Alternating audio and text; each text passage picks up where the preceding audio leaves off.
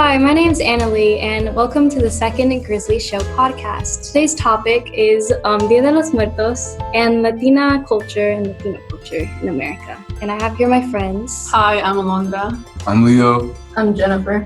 What does Dia de los Muertos mean to you guys? It's weird because you're celebrating someone's death. You know what I mean? Yeah. It's my parents, we don't really celebrate it in my house because of the whole, it's celebrating death. But I see why the Mexican culture does, because it's beautiful to celebrate after they pass. The skulls, the little clothing thing, everything that they put in your grave, I guess. It's pretty cool. But, I was always taught growing up that it is a celebration of life more than a celebration of their deaths. You put their favorite foods, you put things they loved. Yeah. You're welcoming them back for the day. That makes sense. Dance to their favorite music, sing their favorite songs. And you have a picnic with them. I mean, it's their grave, but it's with them.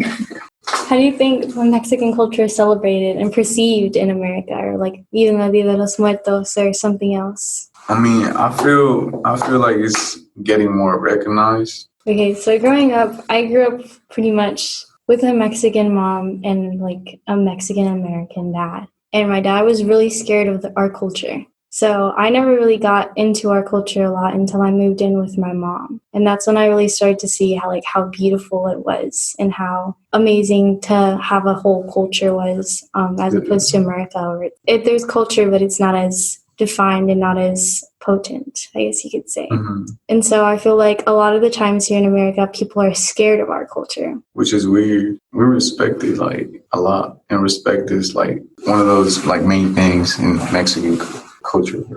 And to go off of the parents thing, a lot of parents who immigrated here illegally are really scared of giving their children Mexican traditional names because they want to avoid taking away opportunities from them. Yeah. So they'll go for super generic Americanized names. Yeah. So they can have more opportunities. So how do you guys identify with your culture? What do you mean identify? I was born in California, but I don't say I'm Californian, I say I'm Texan. I was born in Mexico and I'm 100% Mexican. But I mean, I grew up around black people. So I kind of have a slang to the way I talk. It just stay with me. But in Spanish, I talk very formal, but streetwise too. Yeah. I've been told a lot of times that it's crazy that I don't have an accent because I've spoken Spanish my entire life. When people ask me what I am, most of the time I'll say American, but if they're no, I mean, where are you from? I'll be soy de Veracruz. Yeah. So my family is from. So that's where more so I identify with. It's all the fish and the boats, and the Dia de los Muertos, my family actually does celebrate it a little bit. My mom will just make a small niche and put food for my great-grandfather there, tamales, and we'll play Elvis Crespo the entire day. I used to celebrate it a lot, but since I came here, it's just I really don't got no family over here besides my mom. We don't really celebrate it as much. What are some ways that you guys think we can be more inclusive at Glen? I think that the dance that's coming up is pretty cool. Mm-hmm. The Dia de los Muertos dance, La Fiesta. I really want to go to that and show up and, dance, have fun. I know that a lot of the dances here I've gone to before, they don't really play a lot of Latino music. Yeah. So it's kind of sad because that's all I know how to dance to. That and the folklorico? What's folklorico? It's a type of dance. It's a traditional Mexican dance. It's ballet, but I guess for here, over there, it's ballet folklorico. You wear elaborate dresses. Yeah, the ones that swing. Oh, those, yeah. I never knew what it was called, so. I think maybe some other ways. I know my American experience class, we're talking about the American experience of Latinos here in America. So I heard that a lot of our fellow Latinos weren't really speaking up about how they felt about the topic, even though it was basically talking about them. I feel like maybe we should find a way to make sure that every Latino knows that they can be heard and they can talk, and they shouldn't be scared to speak out about their culture or their experience for fear of retaliation. Even if there isn't or there shouldn't be any fear, we should just let them know that, because a lot of the times, fear is false evidence appearing real. So we have to let them know that there is no evidence and nothing to be scared of.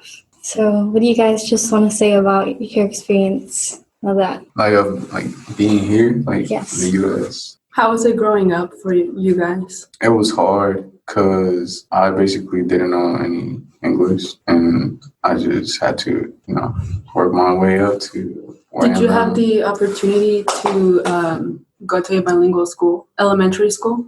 Yeah, it was McDade. Yeah, I spoke up speaking Spanish too. I didn't really learn English until like third grade because I had the bilingual classes too, but I grew up in Pflugerville, so there were more of them there, I guess. I got like made fun of a lot for my accent, of course. I'm sure all of you guys did. My skin tone a little bit weird because everybody was brown.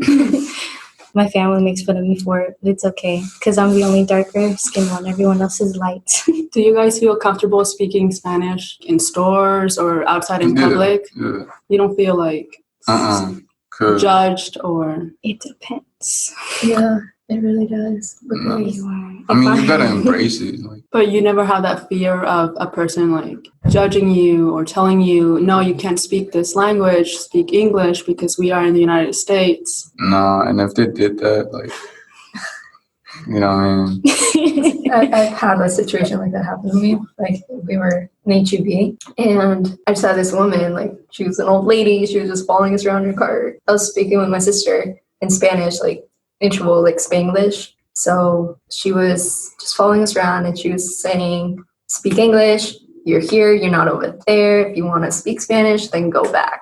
Right? It was really hard because I really just wanted to laugh in her face. But yeah. Regardless, like just to get her a little heated, I just continue to speak Spanish. It's kind of funny when people say that because it's like you're an immigrant too. Yeah. I'm sorry, but light skin, you're from Europe. Will you trace your heritage back far enough? You're gonna find where you came from. If I say no, where are you really from? You're gonna find it eventually. Back to how it was hard to be raised like in here. I mean, yeah, I got made fun of because I just didn't know how to speak English. And then basically I would cry. I remember I cried late nights, you know what I mean? And then like until I got it, you know what I mean? It was like close to just, fluent, but it was really not that great. And then I had some really good teachers to just help me out and help me push. And then the program set a stone, whatever.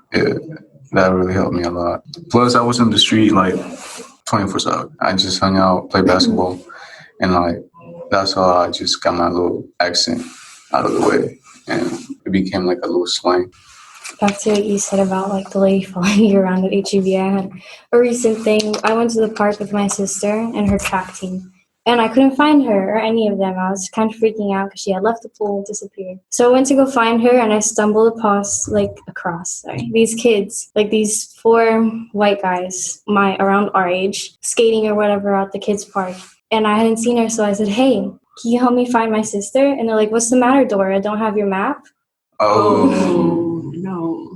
Yeah, and so I was like, "Excuse you?" And I said, "I'm just looking for my sister. I'm sorry if that offends you. Can you have you seen her around here?" I'm like, "I'm just trying to find her. She's like this tall." And I'm like, "She's a little lighter skinned than me and she has long braids." Because I was trying to find her. I really didn't care what they said. And they were like, "Why don't you take the map out your backpack and ask it?" And I was kind of done at that time, so I just left, kept running, and just kept trying to find my sister. Eventually, I found her, and I walked her the opposite direction of the guys. I didn't even want her to hear that stuff because it's not good for her. I don't want her to grow up with that fear.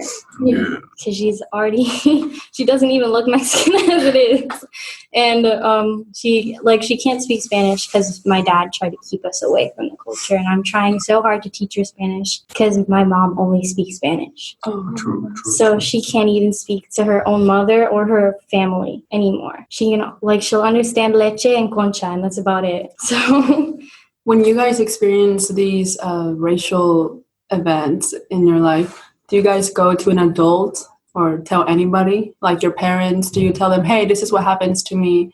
This is what happened to me today," or do you guys just keep it to yourselves? I keep it to myself because I really don't I have a relationship with my mom, but it's not that deep, so I can tell her everything. You know what I mean? It's just mutual. She's just my mom. I mean, even though like she's the queen, like she the love of my life type. Yeah, she's just my mom. I mainly just go with my older sister. Like, we'll just like, we get home and like, bro, the thing will cheese me, right? And like, it just starts All from the there. tea spills. Yeah.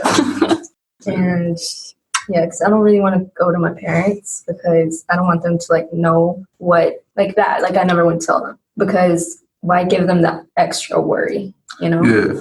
Hard as it is. But aren't you putting that worry on yourself then? I mean, you like overcome it. Wouldn't that affect you in the course of your life, like in futures? Well, I really don't think about it. I mean, I know that I'm Mexican. I am a little, pale for being a Mexican. But regardless, what they have to say about my culture is just their words. They are not going to harm it in any way. So I don't see why it would harm me. So you guys just brush it off then, basically? Yeah. It's more like we're like used to it, kind of. You don't even retaliate at that point. Like, I was wishing in my head that they would just eat the concrete, but I wasn't going to say anything. I was just going to Because it would make it worse. Yeah, on top of that, I was scared. There's like 4 guys, all bigger than me. I'm just a little Mexican girl running around in a park. Like, let's not incite anything. I mean, racism is like not gone. It's still here. I feel like it's getting more out of hand than it was, but it's still here at the end of the day. Okay, so I think that's going to be it for today. Thank you for listening to the second Grizzly Show podcast. Have a very nice day.